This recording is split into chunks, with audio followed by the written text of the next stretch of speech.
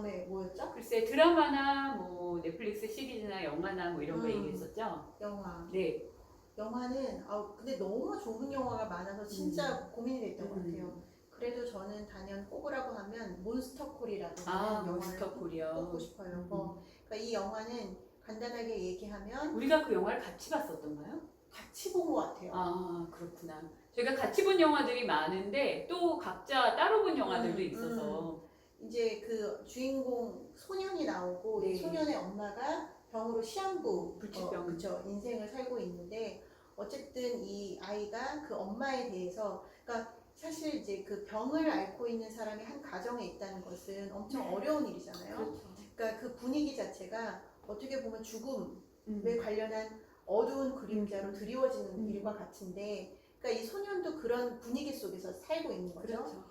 그러면서 이 소년이 어느 날 이제 자신의 꿈에서 그 엄마의 손을 엄마가 그러니까 집안이 뭔가 내려앉아서 땅이 내려앉아서 엄마가 지진이 나고 모순교리가 치고 그래서 엄마가 이 소년의 손을 잡고 어떻게 보면은 그 이 소년이 엄마를 잡고서 살려내야 되는데 이 엄마가 이게 떨어지거든요 꿈에서. 근데 그 영화 앞에서는 이것에 대해서 자세하게 설명은 안 하는데 나중에 보니 이 소년은 사실 엄마의 손을 놨던 거죠. 그러니까 여기서 이 고통이 빨리 끝나서 엄마가 차라리 빨리 고통이 끝났으면 좋겠다. 왜냐면은 내가 너무 괴로우니까.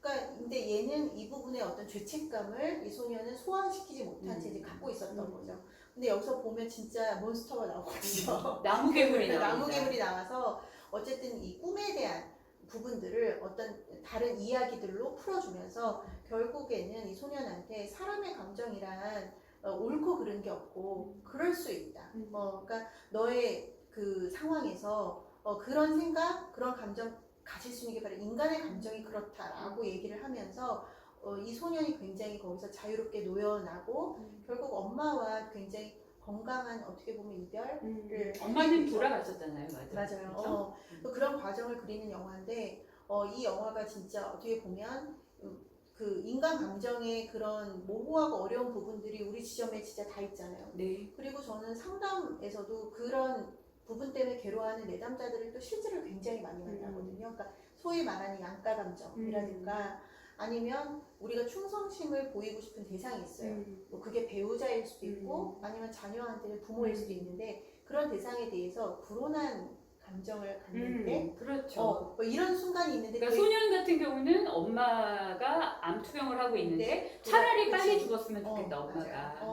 그 생각을 한다는 말 자체가 얼마나 입 밖으로 낼 수 없는 얘기예요. 맞아요. 뭐 그런 부분이 있겠고 뭐 실제로는 예를 들어서 뭐 이혼 가정에 있을 때 아이들은 그 가운데에서 누구 부모에게 충성을 해야 될까 굉장히 고민을 하면서 예를 들어서 이제 뭐 아빠한테 갔을 때 엄마에 대한 충성심을 좀 떨어뜨릴 만한 어떤 뭐 일들이 있었다. 예를 들어서 뭐 아빠가 뭔가 엄마 흉을 보는 부분들을 그 가만히 뭐 듣고 있어야 된다든가 이랬을 때 마음의 갈등이 근데 그런 경우는 굉장히 많겠죠. 맞아요. 정말 많이 일어나는 일이겠죠. 맞아요. 그랬을 때 나는 누구의 편을 들어야 되는 것인가 뭐 이런 부분도 있고 이제 여러 가지 다양한 이런 부분들의 어려움이 있는데 사실 이 부분이 그런 감정을 가져서는 안 돼에서부터 시작하는 고통이기 때문에 이런 부분에서 놓여나는 게 되게 중요한데 이 영화가 어떻게 보면 그런 감정들에 대해서 설명해주고 위로해주고 괜찮다 그럴 수 있다라고 해주는 영화이기 때문에 저는 굉장히 좋은 영화이고 치유적인 영화라고 생각해서 맞아요. 뽑았죠. 저는 이 영화에서 그 엄마가 돌아가시고 나니까 이 아이가 사실은 엄마랑 아빠는 이혼한 상태거든요. 그리고 아빠는 새로운 사람과 결혼해서 또 다른 아이가 있어요. 그러니까 아주 간헐적으로 만나고 이제 이런 정도니까 당장 엄마가 돌아가시고 나서 이 아이는 할머니 집에 맡겨지거든요. 외할머니, 그러니까 엄마의 외할머니에게 맡겨지는데 이 외할머니가 누구냐 하면은 바로 에일리언 시리즈의 시고니 위버 여사입니다. 여전사. 네, 너무 이제 여장부고 여전사고 그런 이미지가 그대로 있어요. 그러니까 엄마는 너무 이제 피골이 상접하고 암 때문에 너무 힘들어하고 이런 연약한 여자인데 할머니는 너무 이제 키도 막 이만하고 막 너무나 강인하고 어떤 딸의 어떤 이런 거 앞에서도 슬픔을 내색하지 않으려고 하고 이런 면이 있는데 그 강한 할머니가 나중에는 이 손자의 아픔을 이해하고 이 아이를 안아주게 되는 과정까지가 오히려 되게 설득적이었던 것 같아요. 다른 사람이 할머니 역할을 했다면은 저는 이만큼의 어떤 이렇게 폭이 큰 감정을 느끼지 못했을 것 같아요. 그래서 되게 연기를 잘했죠. 시곤이 음. 그렇죠. 그리고 저는 거기서 좋았던 장치 중에 하나는 영화 중간중간마다 애니메이션이 나오는데 아마 그 수채화로 그렸을 네, 것 같은 맞아요. 애니메이션이 그래서 이제 그 나무 괴물이 어떤 얘기를 하나씩 들려주거든요. 이 소년한테 세 가지 얘기를 맞아요. 세 가지 하는데 얘기입니다. 그 이야기는 요 애니메이션으로 이렇게 음. 풀어지는데 이 애니메이션의 수채화적 그 표현이 굉장히 좋았다는 생각이 들었어요. 왜냐하면 그게 바로 감정하고 닮아 있다는 생각이 들었거든요. 네. 그냥 수채화라고 하는 그림은 사실 그 물감의 경계가 없고 뭔가 그 종이에 스며드는 느낌이 있기도 하고 근데 그게 감정하고 꼭 닮았다는 그러네요. 생각이 생각해 했거든요. 보니까. 감정에도 우리가 딱 맞아떨어지는 감정이라고 하는 게 우리가 무자르듯 자를 수가 없잖아요. 슬픔 해도 그 슬픔에도 여러 가지 감정이 섞여 있고 그래서 그리고 또 우리 감정이 또 우리 안에서 어떻게 우리를 지배하고 또 나를 어떻게 보면 압도하는지 스며들듯 사실 하는 게 감정이기 때문에 그것도 수채화적 어떤 표현하고 굉장히 좀 맞아떨어지는 부분이 있다. 네. 그래서 되게 그 영화가 인상적이었던 것 같아요. 한번 정말 꼭 보시면은 좋을 것 같고 저희도 혹시 기회가 된다면 저희 채널에서 이 영화에 대해서 좀 더 깊은 얘기들을 해볼 수 있으면 좋겠다고 생각할 정도로 저희가 굉장히 좋아하는 영화 중에 하나입니다. 네. 넷플릭스에 있었던 것 같은데요? 그래요? 아닌가요? 아니다. 넷플릭스에 없을 수도 있겠어요. 하여튼 OTT에서 볼 수 있다면은 꼭 한번 보시기를 꼭 한번 보세요. 권해드립니다. 그리고 제가 골랐던 영화는 영화는 아니고 넷플릭스 시리즈물이에요. 넷플릭스 시리즈물인데 아시는 분은 다 아실 마인드 헌터입니다. 마인드 헌터는 지금 시즌 1, 2가 나와 있고 이게 그 말하자면은 지금은 프로파일러들이 유명하고 이름난 프로파일러 분들이 방송에서 활동을 하고 있지만 당시에 이제 미국에서 처음으로 이 프로파일링이라는 것을 해보고자 했던 사람들, 행동과학 연구하는 사람들, 그러니까 BAU라고 하는데 그 사람들의 이야기인 거예요. 그러니까 프로파일링의 아버지, 프로파일링의 선조, 약간 이런 느낌으로 그들의 이야기를 하는데요. 시작점이에요. 그래서 여기서 이제 그동안에는 살인이 일어났다라고 하면 왜 죽였지?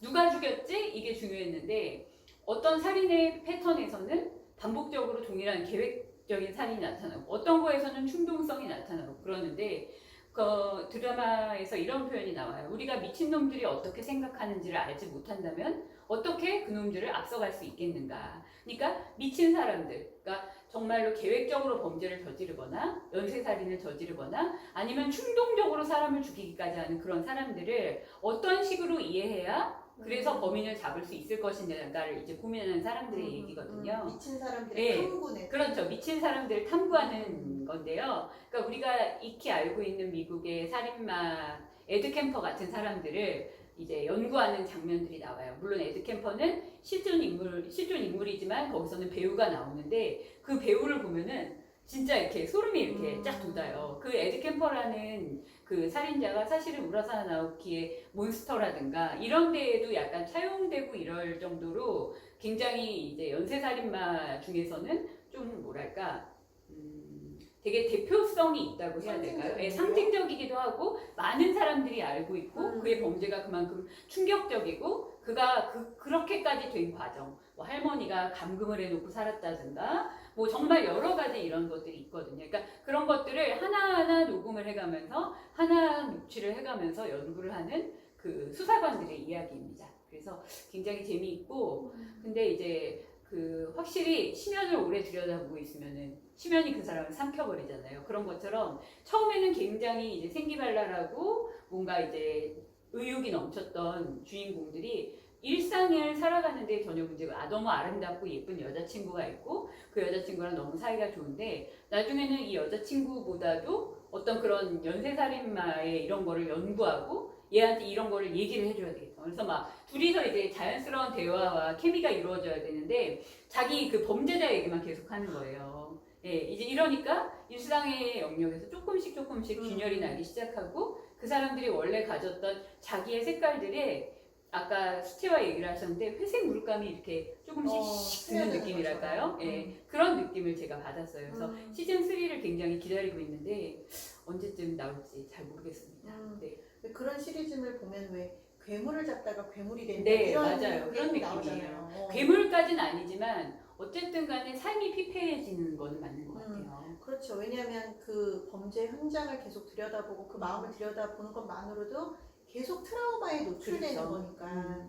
그래서 이거를 현실적으로는 그 개인적 트라우마를 계속 치유하거나 그것을 다루지 않으면 충분히 개인적으로 그렇게 저는 무너질 수 있다고 그렇죠. 생각해요. 근데 그때는 뭔가 슈퍼비전을 받는다든가 이런 그런 게 과정도 없었을 사실은 거니까. 없기 때문에 나중에 시즌2로 나가면 닥터 카라는 이제 그런 교수가 말하자면 슈퍼비전 같은 거를 해주는, 그러니까 이런 부분에서 약간 방향을 조금 잡아주는 역할을 하는데 그래도 지금만큼은 못하겠죠. 그때가 완전히 초기니까. 그러니까 그런 여러 시행착오를 통해서 지금의 프로파일링이 있구나라는 것까지 생각하게 되는 부분이 있더라고요. 근데 프로파일링은 정말 그 뭐라고 할까 거리두기를 잘하고 감정이입을 안 할 때 그 직업을 할 수 있을 것 같아요. 저는 물론 그런 종류의 영화를 싫어하는 건 아니고 다큐멘터리도 사실 되게 많이 봤거든요. 범죄 다큐멘터리도 많이 봤었는데 인간에 대한 호기심이 있으니까요. 근데 이제 어느 날부터 결혼하고 출산을 하고 나서는 그렇죠. 보기가 좀 어렵더라고요. 거리두기가 안 되는 거예요. 그 범죄에서 사실 우리가 지킬 것이 생겼다는 얘기예요. 맞아요. 그러니까 지킬 것이 생기니까 이 지킬 것에 조금이라도 어떤 심리적인 위협을 받고 싶지 않은 게 있겠죠. 맞아요. 그래서 보기가 좀 힘들어졌지만 그래도 무엇을 보았나요? 형들이 또 이제 하니까 한 번 네. 또 네, 한번 저는 도전을 추천하고 한번 싶어요. 해보도록 저도 같은 하겠습니다. 맥락에서 이제 아이가 학교를 다니고 있고 사춘기가 되니까 더욱더 보기 힘들어. 그러니까 처음에 넷플릭스 시리즈 중에 인간 수업이 굉장히 유명했거든요. 근데 그게 이제 중학생, 고등학생 아이들이 굉장히 이제 나쁜 길에 접어들고 사실은 겉으로는 모범생처럼 살면서 뭐 포주 역할을 하고 이런 내용이에요. 근데 그거를 보는 게 제가 되게 고통스럽더라고요. 아이가 학교에 다니고 있고 비슷한 어떤 상황에 닥칠 수 있다라고만 생각을 해도 너무 괴로워지는 지점들이 있는 거죠. 그래서 참 여러 가지 생각들을 하면서 그럼에도 이제 어떤 저의 인간에 대한 호기심 그리고 이상한 것들에 대한 호기심은 끊어지지가 않는 것 같아요. 그래서 굉장히 변태적인 요소들이 있는 것들도 많이 보고 그러면서 제 딴에는 마음을 강화한다라고 생각하고 있는데 마음이 강화되고 있는지 아니면 정말 약화되고 있는지 그거는 잘 모르겠어요. 어떻게 생각하세요? 스며들고 있는 거 아니에요? 그런지도 지금? 모르겠어요. 예. 제가 이제 봐야 되겠어. 이상한 네. 얘기만 계속하면은 그러니까 꼭 말씀해 주시고 알겠어요. 진료를 받도록 해주십시오. 네. 네.